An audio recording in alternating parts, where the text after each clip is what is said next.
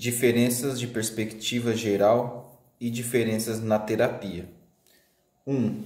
A Gestalt terapia e as tendências da psicanálise.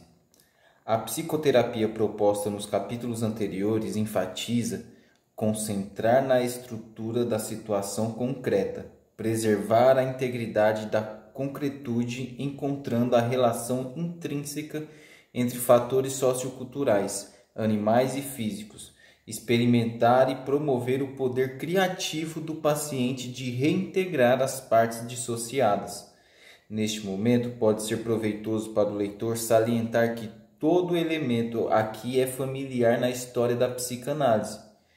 E falando de um modo geral, a síntese desses elementos é a tendência usual. Quando Freud trabalhou com a transferência de sentimentos reprimidos para o analista, ele estava trabalhando por meio da situação concreta e, de uma maneira mais penetrante e sistemática, aqueles que falam sobre interpersonalidade trabalham por meio da análise da estrutura da entrevista concreta.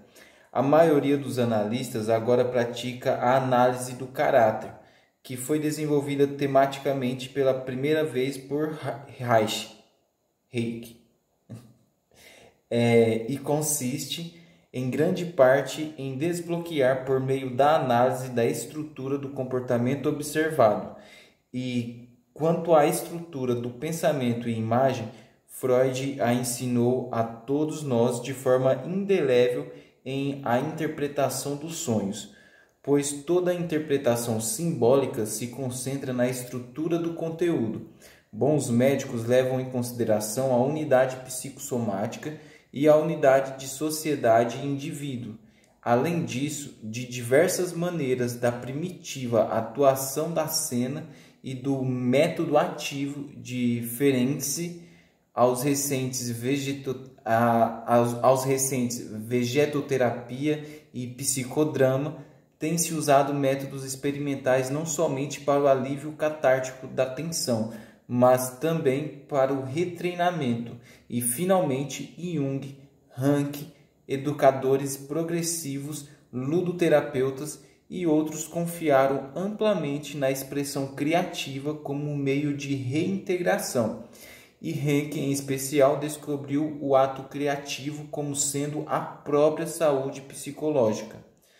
O que acrescentamos é simplesmente isto: a insistência na reintegração da psicologia normal e anormal e, com isso, a reavaliação do que é considerado um funcionamento psicológico normal, expressando a questão de modo um tanto dramático. Desde o princípio, Freud chamou a atenção para os elementos neuróticos na vida diária, e ele e outros puseram a descoberto cada vez mais as bases irracionais de muitas instituições.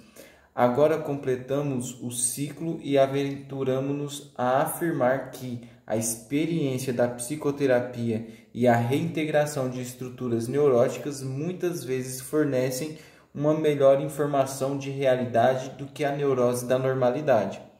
Em geral, dissemos, a tendência da psicoterapia é para concentração na estrutura da situação concreta. Por outro lado, a psicoterapia e a história da psicoterapia faz diferença na nossa visão da situação real. E quanto mais estritamente a terapia se concentra no aqui e agora concreto, mais insatisfatórios se mostram os preconceitos científicos, políticos e pessoais do que é a realidade, quer se trate da realidade perceptiva, social ou moral. Considere simplesmente como um médico que tenta ajustar o paciente à realidade. Poderia descobrir, à medida que o tratamento prossegue, e como tem prosseguido por meio século, que a realidade começa a parecer muito diferente de seus próprios preconceitos ou dos preconceitos aceitos. Então ele teria de rever seus objetivos e métodos. Em que sentido deve revê-los? Ele deve propor uma nova norma de natureza humana e tentar ajustar seus pacientes a ela. Isso é o que fizeram em realidade alguns terapeutas. Neste livro, tentamos algo mais modesto, considerar o desenvolvimento da experiência concreta como fornecedor de critérios autônomos, isto é, considerar a estrutura dinâmica da experiência, não como uma pista para o inconsciente, desconhecido ou um sintoma, mas como sendo ela mesma aquilo que é importante. Isto é psicologizar sem pré-julgamento de normal ou anormal, e desse ponto de vista, a psicoterapia é um método não de correção, mas de crescimento. 2. Gestalt terapia e psicologia da Gestalt. Por outro lado, consideremos nossa relação com a psicologia do normal. Trabalhamos com as descobertas principais da psicologia da Gestalt, a relação de figura e fundo, a importância de interpretar a coerência ou a cisão de uma figura em termos do contexto total da situação concreta, o todo estruturado definido que não é demasiado inclusivo e, apesar disso, não é um mero átomo, a força organizadora ativa de todos significativos e a tendência natural para a simplicidade da forma, a tendência de situações inacabadas a se completarem. O que acrescentamos a isso? Considere, por exemplo, a abordagem unitária encarar seriamente a unidade irredutível do campo sociocultural, animal e físico em toda a experiência concreta. Esta é naturalmente a tese principal da psicologia da Gestalt, que se tem de respeitar a totalidade de fenômenos que surgem como todos unitários e que estes só podem ser analiticamente divididos em pedaços ao preço da aniquilação daquilo que se pretendia estudar. Empregando esta tese principalmente em situações de laboratório de percepção e aprendizagem, como fizeram os psicólogos da psicologia normal, descobrem-se muitas verdades bonitas. Pode-se demonstrar a inadequação das psicologias associacionista e reflexiva, e assim por diante. Contudo, estamos protegidos de uma rejeição demasiado vasta dos pressupostos científicos habituais, porque a própria situação de laboratório põe um limite em relação à extensão de nosso pensamento e ao que descobriremos. Essa situação é o contexto total que determina o significado do que emerge, e o que emerge da limitação é a qualidade peculiarmente formal e estática da maior parte da teoria da Gestalt. Pouco se diz a respeito da relação dinâmica entre figura e fundo ou sobre a sequência forçada pelas necessidades, na qual uma figura rapidamente se transforma no fundo para a próxima figura emergente, até que haja um clímax de contato e satisfação e a situação vital esteja realmente acabada. Entretanto, como se poderia dizer muito a respeito dessas coisas? Pois uma situação de laboratório controlada não é de fato uma situação vitalmente instigante. A única pessoa interessada de modo vital é o experimentador, e seu comportamento não é o objeto de estudo. Mais exatamente, com um fervor louvável de objetividade, os gestaltistas evitaram, às vezes com declarações cômicas de pureza, qualquer comércio com aquilo que apaixona e interessa. Investigaram a solução de problemas humanos que não eram exatamente prementes. Muitas vezes parecem estar dizendo, na verdade, que tudo é relevante no campo da totalidade, exceto os fatores humanamente interessantes. Estes são subjetivos e irrelevantes. Contudo, por outro lado, só o que é interessante produz uma estrutura vigorosa. Com relação a experimentos com animais, no entanto, semelhantes fatores de necessidade e interesse não são irrelevantes, especialmente considerando que macacos e galinhas não são cobaias de laboratório tão dóceis. O resultado final foi naturalmente que a própria psicologia da Gestalt ficou irrelevante e isolada do processo em curso na psicologia, na psicanálise e seus vários ramos, pois estas não puderam evitar as exigências prementes da terapia, pedagogia, política, criminologia e assim por diante. 3. Psicologia do consciente e inconsciente. Apesar disso, a superação da psicologia da Gestalt pelos psicanalistas foi muito desastrosa, porque a psicologia da Gestalt fornece uma teoria adequada de awareness, e desde o princípio a psicanálise tem sido tolhida por teorias de awareness inadequadas.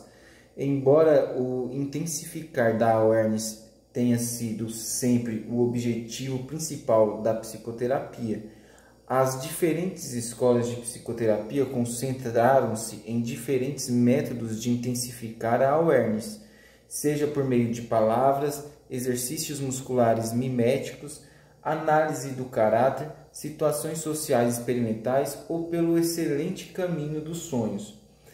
Quase desde o princípio, Freud descobriu fatos poderosos do inconsciente, e estes se multiplicaram em discernimentos brilhantes sobre a unidade psicossomática, os caracteres dos homens, as relações interpessoais da sociedade.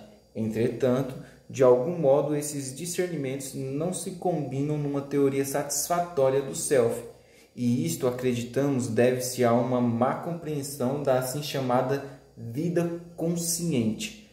A consciência ainda é considerada na psicanálise e na maioria de seus ramos, Rank foi uma exceção, como o receptor passivo de impressões, o associador aditivo de impressões, o racionalizador ou o verbalizador. É aquilo que é manejado, reflete, fala e não faz nada. Portanto, neste livro, como psicoterapeutas que se alimentam da psicologia da Gestalt, investigamos a teoria e o método da awareness criativa. A formação figura fundo como sendo o centro coerente dos discernimentos eficazes mais dispersos a respeito do inconsciente e da noção inadequada de consciente.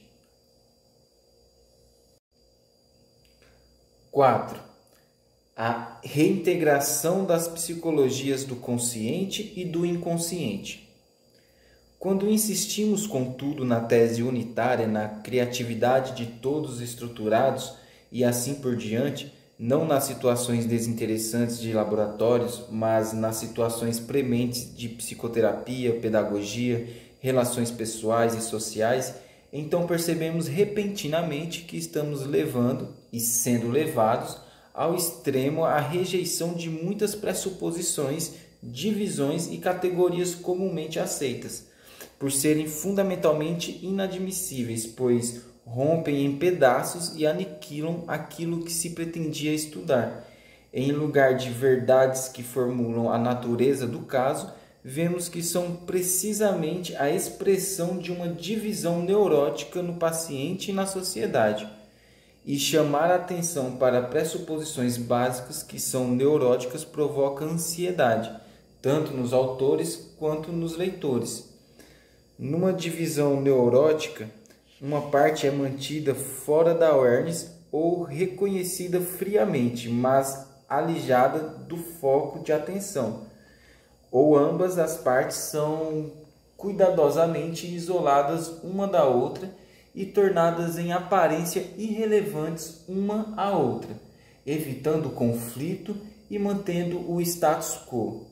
Contudo, se numa situação atual premente, seja no escritório do médico ou em sociedade, concentramos a awareness na parte não consciente ou nas conexões irrelevantes, então se desenvolve a ansiedade, em consequência de se inibir a unificação criativa. O método de tratamento é entrar em contato cada vez mais íntimo com a crise atual até que nos identifiquemos com o risco do salto para o desconhecido, com a integração criativa vindoura da divisão. 5. O plano deste livro. Este livro concentra-se numa série de semelhantes dicotomias neuróticas básicas de teoria e tenta interpretá-las, conduzindo a uma teoria do self e sua ação criativa. Partimos de problemas de percepção e realidade primárias e em seguida consideramos o desenvolvimento e fala humanos até chegarmos a questões de sociedade, moralidade e personalidade. Chamamos a atenção sucessivamente para as seguintes dicotomias neuróticas, algumas das quais predominam universalmente, se dissolveram na história da psicoterapia, mas ainda são admitidas de outro modo, e outras que, naturalmente, são preconceitos da própria psicoterapia. Corpo e mente. Esta divisão ainda está em circulação popularmente, embora a unidade psicossomática seja aceita como verdadeira entre os melhores médicos. Mostraremos que é o exercício de uma cautela costumeira e, em última instância, inconsciente diante do estado de emergência crônico, especialmente a ameaça ao funcionamento orgânico que tornou essa divisão mutiladora inevitável e quase endêmica, resultando na falta de alegria e graça de nossa cultura. Self e mundo externo.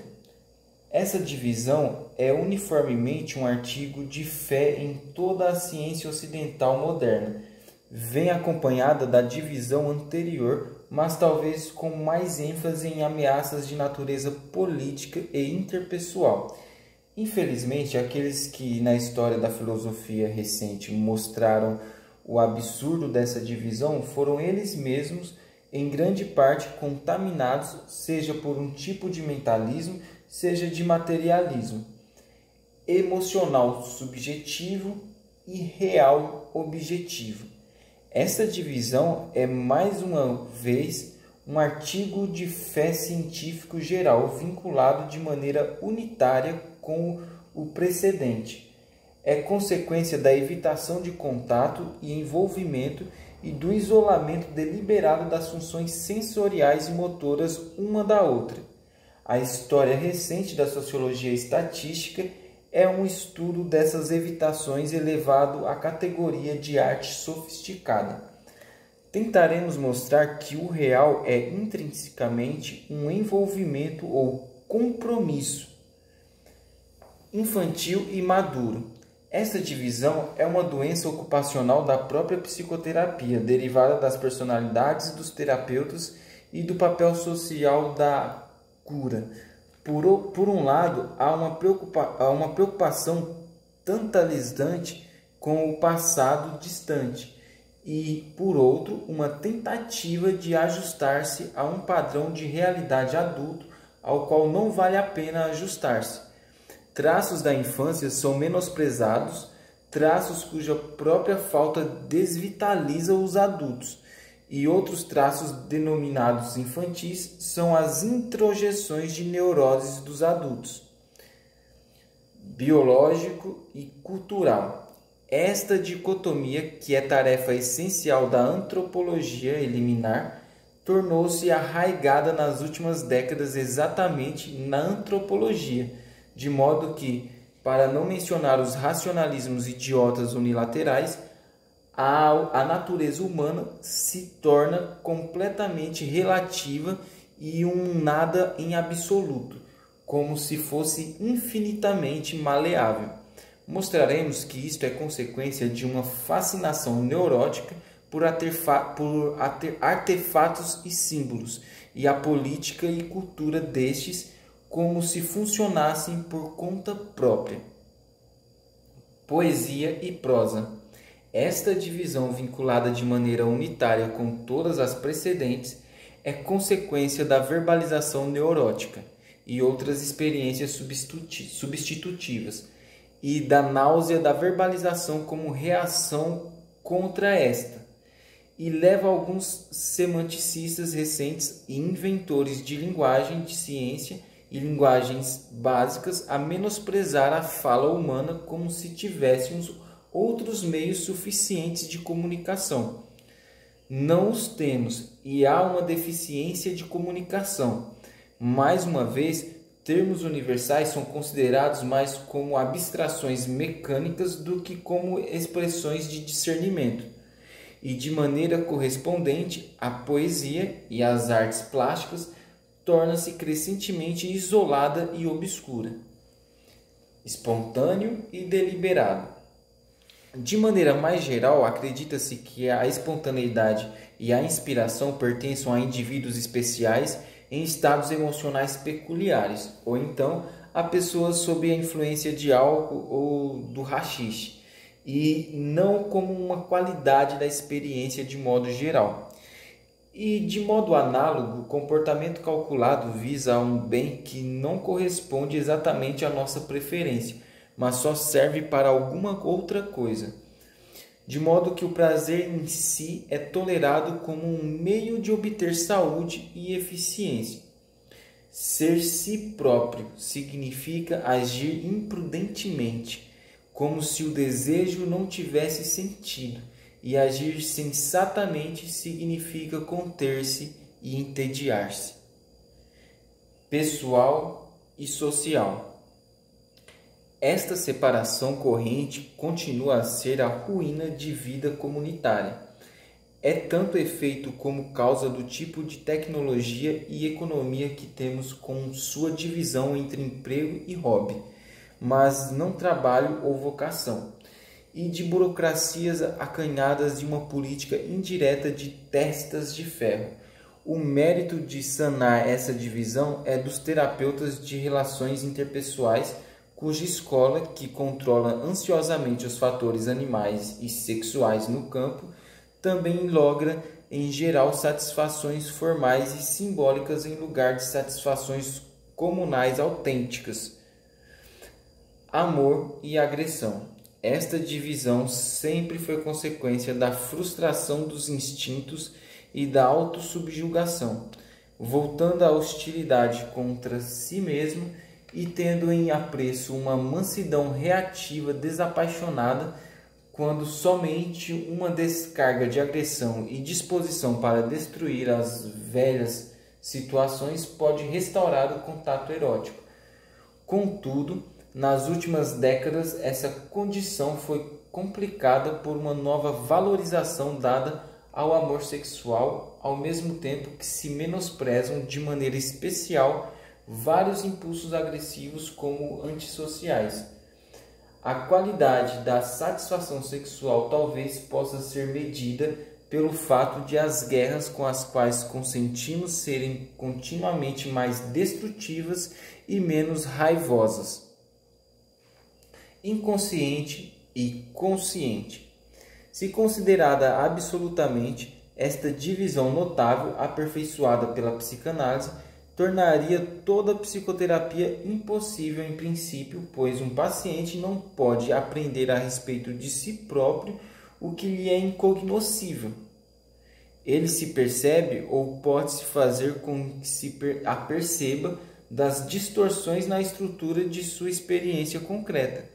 Essa divisão teórica vem acompanhada de uma subestimação da realidade, do sonho, da alucinação, do jogo e arte, e uma superestimação da realidade do discurso deliberado, do pensamento e da introspecção, e, em geral, da divisão freudiana absoluta entre processos de pensamento primários, muito precoces, e processos secundários. Similarmente, o id e o ego não são considerados estruturas alternadas do self, que diferem em grau.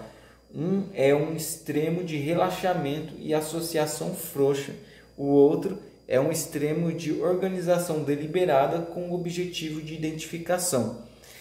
E, contudo, isso surge a cada momento da terapia.